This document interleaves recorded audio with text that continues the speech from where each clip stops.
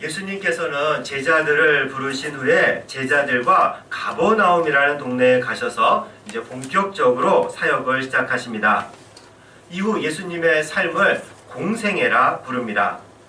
가버나움은 갈릴리 북서쪽에 위치한 마을인데 예수님 공생애 활동에 아주 중요한 활동지였습니다.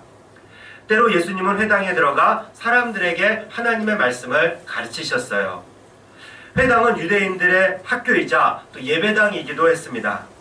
이스라엘은 바벨론에게 멸망을 당하고 성전이 완전히 파괴되고 또 포로로 이끌려 갑니다. 그때부터 이 회당이 시작이 된 것으로 보여집니다. 그곳에서 유대인들은 모여 하나님의 말씀을 배우고 예배를 드렸죠. 그리고 또 보통은 서기관이라 불리는 이들이 사람들을 가르쳤습니다. 서기관들 역시 바벨론 포로 이후에 생겨났는데 율법을 연구하고 또 해석하고 그것을 사람들에게 가르치던 학자들입니다. 이들은 백성들의 존경을 받았고 권위가 있어 이들의 말이 곧 법이고 그리고 행동 강령이 되기도 했습니다. 그런데 예수님이 회당에서 백성을 가르치시자 그곳에 있는 사람들이 깜짝 놀랐습니다. 그가 가르치는 교훈은 모든 것을 압도하는 권위가 있었고 서기관들과 달랐기 때문입니다. 그때 회당에는 더러운 귀신 들린 사람이 있었습니다. 23절 말씀을 우리 함께 봉독하겠습니다. 23절 말씀입니다. 마침 그들의 회당에 더러운 귀신 들린 사람이 있어 소리질러 이르되. 예수님이 회당에서 사람들을 가르치실 때 어떤 사람이 소리를 질러 예배를 방해했습니다. 오늘 성경은 그를 더러운 귀신 들린 사람이라고 부릅니다. 더러운 귀신은 더러운 영 또는 악령 또 악한 영을 의미하죠. 사탄 혹은 마귀라고 불리는 이들은 이 악한 영들의 우두머리입니다. 그러니까 악한 영, 귀신은 사탄의 졸개라는 거죠. 우리가 예수로부터 내려오는 그런 귀신과는 좀 다른 개념입니다. 우리는 보통 그런 귀신들을 사람이 죽어서 이 저승으로 가지 못한 것을 귀신이라고 하는데 사실 그런 것을 우리가 성경에서 기독교에서 귀신이라 부르는 것이 아니라 이 더럽고 악한 영의 존재를 귀신이라고 합니다. 그런데 어떤 분들은 이런 사탄이나 악한 영의 존재를 부정하기도 하죠. 에이, 그런 게 어디 있습니까? 하고 주장하기도 합니다. 그러나 이런 악한 영은 분명 존재합니다. 그들을 부정하거나 하찮게 여기면 안 됩니다. 이들은 호시탐탐 우리를 노리면서 멸망으로 이끌어가는 그런 존재이기 때문입니다. 절대 과소평가해서는 안 됩니다. 이런 악한 영은 자기 혼자 드러나지 않습니다. 꼭 우리 인간 안으로 들어와 우리 정신과 영혼을 지배하려고 하죠. 누구나 당할 수 있습니다. 방심하면 저 같은 목회자도 사로잡히게 됩니다. 예수님을 믿는다고 몇 대째 예수님 믿는 집안이라고 자신하지 마십시오. 정말 순식간에 일어날 수 있습니다. 간혹 눈에 띄게 악한 영에 사로잡히는 사람들이 있어요. 그러나 구별이 잘 안 되는 경우도 있습니다. 가령 악한 생각이 든다든지 분노와 증오가 치민다든지 탐욕으로 누군가의 것을 빼앗는다든지 도박과 마약 등에 중독된다든지 거짓과 음란한 생각에 빠진다든지 미움과 싸움을 부추기고 폭력을 행사한다든지 하는 것은 사실 악한 영이 그 뒤에서 조종하는 겁니다. 선하신 하나님께서 이런 생각과 행동을 주시겠습니까? 절대 그렇지 않습니다. 그런데 이런 생각에 사로잡힌 이들을 우리 주변에서 흔히 보게 됩니다. 저는 가끔 정치인들 중에도 이런 악한 영에 쌓인 분들이 있는 듯해요. 그들이 내뱉는 말들을 한번 잘 보십시오. 상처 주고 싸움과 증오를 부추기고 욕과 막말을 해대고 헛소리 해대고 마치 악마에게 영혼을 판 사람이나 할 법한 그런 행동과 말을 서슴지 않고 하는 정치인들이 있어요. 이런 정치인들에게 우리가 나라를 맡겨도 되나 하는 생각을 하게 되죠. 그리고 또 이런 것들을 이들의 말을 아무렇지 않게 퍼나르는 분들도 있습니다. 카톡 같은 거 조심하셔야 돼요. 사실 이런 모든 것들이 악한 영에 사로잡힌 거다라고도 할 수 있습니다. 뿐만 아니라 절망하고 두려워하고 무서운 생각이 들 때도 그 뒤에 악한 영이 있기 때문입니다. 하나님이 주시는 생각이 결코 아니에요. 디모데후서 4장 7절에서 이렇게 전합니다. 하나님이 우리에게 주신 것은 두려워하는 마음이 아니요. 그러나 악한 영은 우리에게 두려움과 미움과 증오, 거짓과 탐욕, 그리고 또한 중독, 싸움과 상처를 불러일으킵니다. 그렇게 이 악한 영은 우리의 생각과 정신과 영혼을 갉아먹습니다. 그리고 결국 우리를 멸망의 길로 인도하지요. 그런데 이렇게 악한 영과 그 악한 영에 사로잡힌 사람들을 구별할 수 있어야 됩니다. 악한 영에 사로잡힌 그 사람도 얼마나 고통스럽겠습니까? 자신도 모르게 악한 생각을 하고 증오와 미움을 거둘 수가 없고 두려워하고 상처를 주고 또 상처받고 받은 상처로 다시 괴로워하고 그것을 잊으려고 술과 담배나 마약에 손을 대서 중독에까지 이르고 벗어나고 싶지만 자기 뜻대로 안 되고 얼마나 힘들고 괴롭겠습니까? 한편 우리가 흔히 말하는 정신병을 앓는 사람들과는 조금 구분을 해야 됩니다. 우울증, 조울증, 그리고 조현병 등은 정신질환의 일종입니다. 대부분 이 몸 안에 있는 호르몬 이상이나 뇌 기능 장애로서 우리 정신에 생기는 병이죠. 마치 우리 육체에 감기가 들듯이 말입니다. 물론 악한 영에 사로잡혀 정신질환이 발병하기도 하지만 구별이 쉽지는 않습니다. 근데 이런 병과는 달리 평범해 보이는 사람도 악한 영에 사로잡힐 수가 있어요. 마귀는 우리를 아주 호시탐탐 노리고 있다가 조그만 틈을 보이면은 그 틈을 타서 우리에게 악한 생각을 집어넣고 분노와 증오, 용서 못함, 싸움, 전쟁, 중독, 절망, 두려움, 탐욕, 거짓, 음란 이런 것으로 우리를 사로잡으려고 합니다. 그리고 우리는 그 가운데 이런 것들로 고통받는 이들이 많이 있음을 또 알아야 됩니다. 이 문제를 어떻게 해결할 수 있겠습니까? 악한 영의 공격에서 어떻게 우리가 승리할 수 있겠습니까? 24절부터 26절까지 말씀을 우리 함께 봉독하겠습니다. 24절부터 26절까지 말씀입니다. 나사렛 예수여, 우리가 당신과 무슨 상관이 있나이까? 우리를 멸하러 왔나이까? 나는 당신이 누구인 줄 아노니 하나님의 거룩한 자니이다.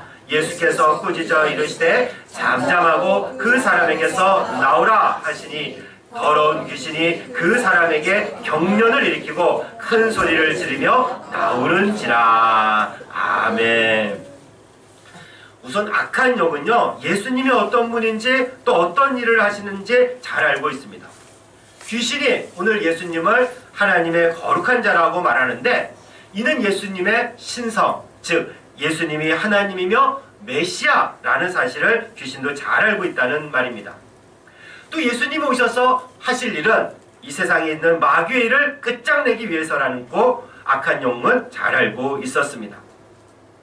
예수님께서는 그 악한 영을 꾸짖었어요. 말로 엄하게 책망했다는 의미입니다. 타협하거나 회유하지 않았습니다. 악한 영을 살살 달래서 나오게 하지 않았습니다. 예수님은 그런 악한 영을 꾸짖고 잔말하지 말고 잠잠하고 그 사람에게서 당장 나오라! 라고 명령을 하셨어요. 그러자 그 사람은 고통스러운 발작을 일으키며 악한 영은 큰 소리를 지르며 그 사람에게서 나왔습니다. 예수님은 말씀으로 그 사람에게서 귀신을 쫓아내신 겁니다. 이를 곁에서 보고 있던 사람들이 다 놀라죠. 그들의 반응이 27절과 28절에 나와 있습니다. 우리 함께 27절, 28절 말씀 봉독하겠습니다. 다 놀라 서로 물어 이르되 이는 어찌 됨이냐? 권위 있는 새 교훈이로다. 더러운 귀신들에게 명한즉 순종하는도다 하더라. 예수의 소문이 곧 온 갈릴리 사방에 퍼지더라. 아멘. 22절에서 사람들은 예수님이 가르치는 바가 권위 있고 서기관과 다르다고 말했습니다. 이제 27절에서 권위 있는 새 교훈이라고 말하는데 귀신도 예수님의 말씀에 순종했기 때문입니다. 여기서 새롭다라는 것은 질적으로 완전히 다르다, 전혀 다르다라는 말입니다. 요즘 말로 하면은 완전히 혁신적이다 라는 의미인데 세상에 없던 말씀이라는 뜻입니다. 이후에 예수님에 대한 소문이 갈릴리 전역으로 퍼져나가게 됩니다.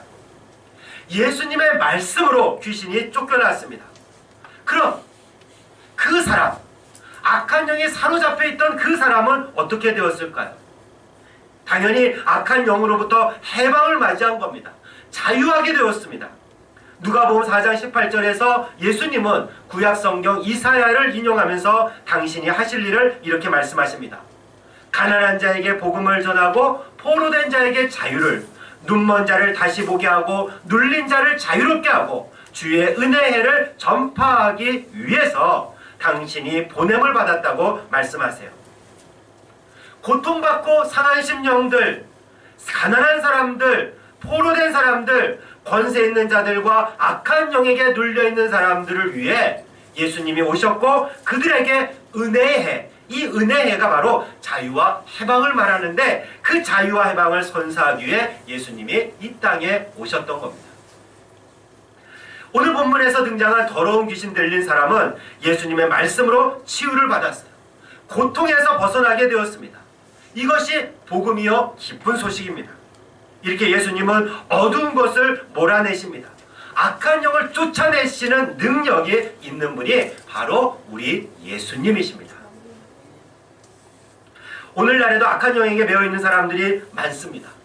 계속 말씀드렸지만 많은 이들이 정말 악한 생각과 분노와 증오, 싸움, 그리고 전쟁, 중독, 절망, 두려움, 탐욕, 거짓, 음란 이런 것으로 사로잡혀 있어 괴로워하고 있어요. 세상에서 수많은 유혹과 시험에 시달리고 있습니다. 어른들뿐만 아닙니다. 아이들도 마찬가지예요. 얼마 전에 우리 교회에 있었던 일입니다. 아동부에 나오는 두 자매 아이들이 있어요. 교회에서 이 거친 언사와 행동을 하기도 합니다. 그래서 이로 인해서 다른 어린이들과 우리 교사들이 조금 힘들어하기도 하죠. 어느 주일 아침 이들이 씩씩거리면서 왔습니다. 교회 앞에서 욕을 하면서 들어오려 하지 않아요. 그때 제 아내가 그 아이들을 보고 이렇게 말했다고 합니다. 너희들 뿔 달린 마귀 알아? 마귀나 귀신이 이게 뿔이 있다는 얘기는 아닙니다. 뭐 아이들이 알아듣기 쉽게 얘기한 거죠. 그리고 계속 이렇게 말을 했습니다. 너희가 지금 화내고 미워하고 욕하는 것은 마귀가 제일 좋아하는 거야. 예수님은 결코 그런 말과 마음을 좋아하지 않아. 너희가 계속 이렇게 미워하고 욕을 하면 누가 좋아하겠니? 아이들이 대답합니다. 마귀요. 그래, 마귀가 좋아하지. 그럼 너희는 머리에 뿔난 마귀 졸개가 되는 거야. 이 말을 듣자 아이들이 정말이에요? 하고 반문을 하면서 놀라더랍니다. 제 아내가 그렇다라고 이야기를 하면서 이렇게 얘기를 했어요. 너희 여기서 계속 나쁜 말과 다른 사람들을 미워할 거야? 아니면 나쁜 마음과 말을 그치고 들어가서 예배드릴래? 감사하게도 그 아이들은 제 아내의 말을 듣고 예배당에 들어가서 예배를 드렸다고 합니다. 할렐루야. 아멘. 그렇게 화내고 욕을 할 때 아이들 마음이 어떻겠어요? 아마 집에서 무슨 일이 있었던 모양입니다. 아이들이 마음이 상해서 왔어요. 얼마나 힘들었겠습니까? 지옥이 따로 없었겠지요. 악한 영에 사로잡혀 있기 때문입니다. 우리도 바로 이런 경험을 하지 않습니까? 분노와 증오하고 욕하면 시원합니까? 그 마음에 평안이 옵니까? 전 안 그렇던데요. 더 기분이 나빠지고 더 미움이 쌓이던데요. 여러분들은 화내면 기분이 좋습니까? 화내면 스트레스가 풀립니까? 안 풀릴 겁니다. 악한 영의 술책이기 때문이에요.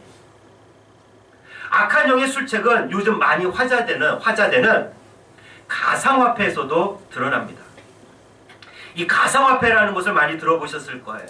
암호화폐라고도 하죠. 혹시라도 이 가상화폐에 투자하고 있는 분들이 있다면 이해하고 들어주시기 바랍니다. 저는 물론 경제적인 측면이나 기술적인 측면은 잘 모릅니다. 그러나 이 가상화폐의 광풍 속에서 발견되는 영적인 위험을 여러분들과 함께 나누고 싶습니다. 가상화폐는 손으로 만질 수 있는 그런 돈이 아닙니다. 그러나 기술이 발전함에 따라 미래에는 충분히 통화로서 그 기능을 할 수 있다고 합니다. 지금 우리가 카드로 물건을 사듯이 미래에는 이 가상통화로 물건을 사고 팔 수도 있다는 말입니다. 그래서 우리가 뭐 비트코인이라든지 또는 이더리움이라든지 라는 이름으로 이 가상화폐가 불리는데 그 종류가 수백 종에 이른다고 합니다. 여기에 많은 이들이 투자를 하죠. 그러면서 들리는 얘기에 의하면 1억을 벌었느니 2억을 벌었느니 하룻밤에, 그러면서 정말 광풍이라는 말이 부족할 정도로 많은 사람들이 하고 있습니다. 그런데 이와 비례해서 더 많이 빠른 속도로 피해도 속출하고 있어요. 가상화폐가 그 가치가 널뛰기를 하기 때문입니다. 순식간에 수십 배가 뛰기도 하고요. 10분의 1로 주저앉는 경우도 흔합니다. 뭐 예를 들자면 100원 하던 것이 10,000원 할 때도 있고 10,000원 하던 것이 100원 하기도 합니다. 이런 과정에서 누군가 돈을 더 벌고 누군가 돈을 더 잃게 되죠. 이게 문제예요. 내가 돈을 벌면 누군가 돈을 잃습니다. 내가 잃으면 누군가 더 벌고, 그래서 이를 도박과 같다고 말을 하는 거예요. 이런 상황에서 개인 투자자들은 절대 돈을 벌 수가 없다고 합니다. 물론 잠깐 어느 순간 벌 수는 있죠. 근데 그렇게 돈을 번 사람들이 오늘까지 그 돈을 가지고 있는가? 개인 투자자들 중에서는 그런 사람이 거의 없어요. 한때 잠깐 딸 수는 있지만 결국 시간이 지나면 원금을 까먹는 경우가 다반사라합니다. 돈 버는 사람은 따로 있더라고요. 소위 작전 세력이라고 하는 이들이 있는데, 이들은 수십억씩 굴리면서 자유자재로 시세를 올렸다 내렸다 하는 사람들이에요. 저는 이런 얘기가 그냥 허무맹랑한 이야기인 줄 알았는데 엊그제 한 탐사 프로그램에서 이를 보여주었습니다. 이 소형 카메라로 그것을 촬영을 했는데 무슨 영화에서나 나올 것 같은 말을 하면서 시장을 좌지우지하더라고요. 중국에서 가상화폐 거래소를 폐쇄하자 중국 거대 자본이 우리나라에 들어와서 이런 장난을 친다고 분석하기도 합니다. 이뿐이 아니에요. 이 와중에 또 사기치는 사람들도 있습니다. 이 가상화폐를 채굴하는 컴퓨터가 있는데, 이런 조그만 컴퓨터가 아니라 중국에 가면은 수억 나가는 그런 아주 큰 컴퓨터가 있대요. 그래서 거기에 투자하면은 또 큰 돈을 벌 수 있다고 유혹을 합니다. 문제는 이게 다 거짓말이고 사기라는 거 아닙니까? 또 가상화폐가 위험한 것은 해킹 때문이죠. 순식간에 돈이 사라집니다. 제가 본 탐사 프로그램에서 해킹되는 것을 시연했는데 정말 눈 깜짝할 사이에 그냥 없어지더라고요. 이 보도가 나고 엊그젠가요? 일본 거래소에서 우리 돈으로 5,800억 원, 5,800억 원, 이 돈이 그냥 사라졌어요. 모두 도둑 맞은 겁니다. 사정이 이러한데도 투자 열기가 식지 않고 있습니다. 그 와중에 많은 피해가 있어요. 부모가 가진 퇴직금으로 그 돈을 투자하다가 날린 이야기, 대학 등록금으로 투자해서 이 돈을 날린 대학생 이야기, 결혼 자금을 날린 이야기, 이런 이야기들이 부지기수인데도 이런 이야기에는 귀를 기울이지 않습니다. 평범한 사람들은 돈을 벌 수 없는데도 사람들은 계속 가상화폐에 돈을 쏟아붓고 있어요. 특히 젊은 사람들이 말이죠. 듣고 싶은 이야기만 듣기 때문입니다. 그러니 계속 피해는 늘어만 갑니다. 그런데 특히 젊은 사람들이 여기에 목을 맬 수밖에 없는 이유가 있습니다. 현실이 너무 힘들기 때문입니다. 취직도 잘 안 돼요. 취직하더라도 최저임금도 못 받는 경우가 허다합니다. 좋은 일자리, 돈 많이 주는 그런 좋은 일자리는 이미 또 가진 자들의 차지죠. 부정청탁으로 인해서 다 정해져 있습니다. 계층 간 이동이 거의 불가능해졌습니다. 빚을 갚을 수도 없고 오히려 빚만 늘어납니다. 이들에게, 청년들에게 희망이 있겠습니까? 희망이 안 보여요. 그래서 가상화폐에 투자하다가 또 그것을 잃고 이래저래 큰 상처만 남을 뿐입니다. 가상화폐는 이렇게 현실에서 절망하고 진정한 가치를 발견할 수 없는 이 세태를 반영하고 있습니다. 그리고 사탄은 이런 상처와 절망을 놓칠 리 없죠. 돈 하면서 돈을 벌자 하고 인간의 욕망과 탐욕을 부추겼습니다. 가상화폐를 이 절망의 시대를 탈출할 수 있는 유일한 탈출구처럼 부풀렸어요. 이것만이 희망이다. 내가 가난에서 벗어날 수 있는 유일한 길이라고 속삭입니다. 이 가상화폐를 거래하는 이 거래소는요, 또 24시간 운영된다고 합니다. 그러다 보니까 이 젊은 사람들이 잠도 안 자요. 잠 안 자면 어떻게 되겠습니까? 완전 폐인이 됩니다. 폐인. 결국 돈 잃고 분노하고 육체적 정신적 건강도 잃습니다. 이게 사탄의 잔꾀가 아니겠습니까? 결국 영적인 문제예요. 하나님과 상관이 없을 뿐더러 하나님이 결코 기뻐하시는 일이 아니에요. 가상화폐라든지 블록체인이라든지 이런 것도 모르는 제 눈에 보기에도, 목사인 제 눈에는 이런 것이 너무나 확연하게 보이는데 이것을 부정하는 사람들이 너무나 많습니다. 예수 믿는 사람들, 예수 믿는 청년들도 예외가 아니에요. 그렇다고 가상화폐를 정부가 나서서 막을 수도 없습니다. 조금 규제한다고 했더니 난리가 나지 않습니까? 막을 수도 없습니다. 어떻게 해야 할까요? 정말 어떻게 해야 이런 욕망과 상실감, 상처에서 벗어날 수 있을까요? 악한 영의 쇠사슬을 끊을 수 있을까요? 어떻게 해야 이 영적 전쟁에서 승리할 수 있을까요? 답은 우리 그리스도인들이라면 너무나 잘 알고 있지 않습니까? 분명합니다. 오직 예수님만이 악한 영으로 상처받고 고통받는 이들을 치유하고 회복시킬 수 있습니다. 오직 예수님만이 우리를 욕망과 탐욕에서 자유하게 하십니다. 오직 예수님만이 진정한 희망을 주십니다. 예수님은 이 세상에서 악한 영으로 인해 고통받고 죄악으로 신음하는 인간을 구원하러 오신 분이기 때문입니다. 세상의 모든 유혹과 시험으로부터 우리를 보호하고 모든 악에서 우리를 구원하기 위해서 이 땅에 오신 하나님이기 때문입니다.